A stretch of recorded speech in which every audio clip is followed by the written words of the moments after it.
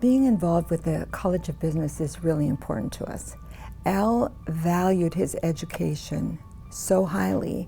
He often would say, I had all of these great ideas, but I didn't know how to formulate them, make a plan, and act on that plan.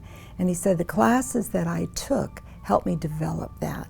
So the teachers, the faculty, the professors, the interaction with other students, all of those things played a really impressive role in who he became.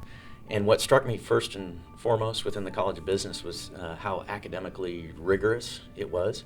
I actually really had to work and had great professors that really pushed me, because a great professor can make a lousy topic really good, whereas a lousy professor can make a great topic lousy. So I always found great professors within the College of Business, and that was transformational for me. You know, everything you do in your professional career, the business school gave you the foundation for being successful. I always felt like I had a great education at Oregon State, and prepared me to go do whatever I wanted to do.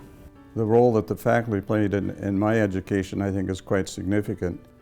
But probably the one professor that had the biggest impact outside the classroom after I graduated was Professor Bill Paul, because he encouraged me to get a job in the automotive field, which really led to how I got into the dental field.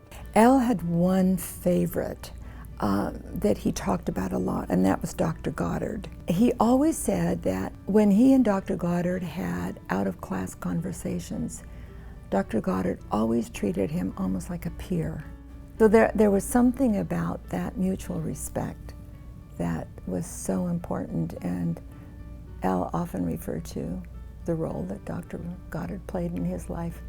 So that very first week after I transferred from pre-med into College of Business, I sat in my first accounting class. And again, I mentioned I didn't really want to become an accountant. I wasn't that terribly interested in. So I kind of dozed off within my very first class. And there was a professor, Mary Ellen Phillips. And so we got done with the class. And at the end of it, she said, I'd like to see John Sturrock after class.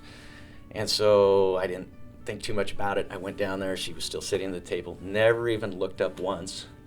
And she said, why are you in my class? And I said, I want to be in College of Business. And she said, it certainly didn't look like you did. And so I said, I didn't really know how to respond. And she said, we'll make a deal. You don't waste my time and I won't waste yours.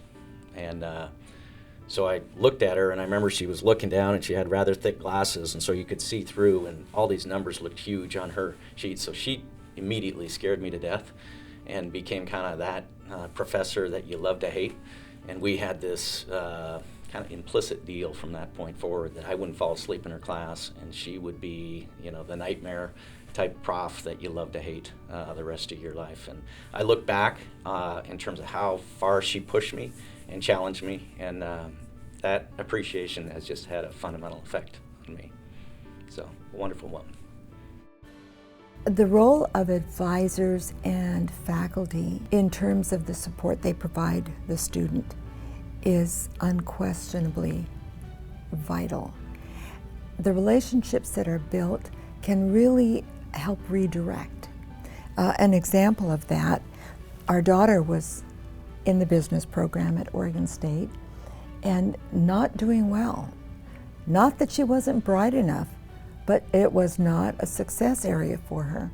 And after several calls home with tears and so forth, I asked her to write down on a piece of paper all of those things that excited her, that would lead her on to feeling passionate about something.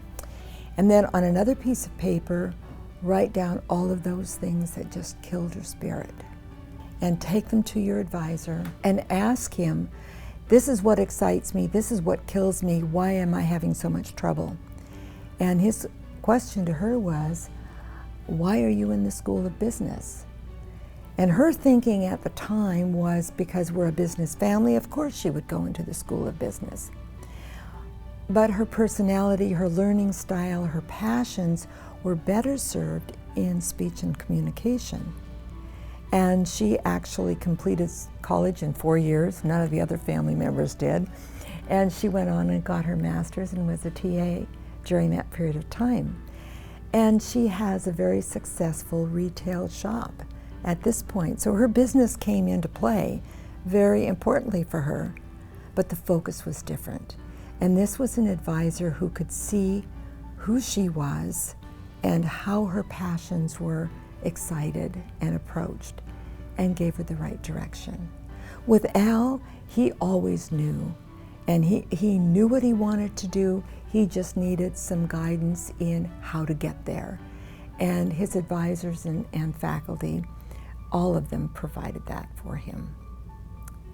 So advisors and faculty are really important aspects of this huge university that we have. I think the most important thing that can come from any university is help the student. The people that really helped me made a difference in my life. And if people hadn't helped me, I wouldn't be here today. The notion of student success was always front and center. Certainly we want beautiful facilities. We get excited about bricks and mortar.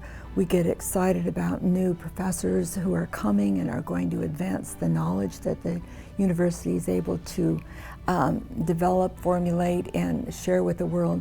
But as Ed Ray often says, students are our most important product.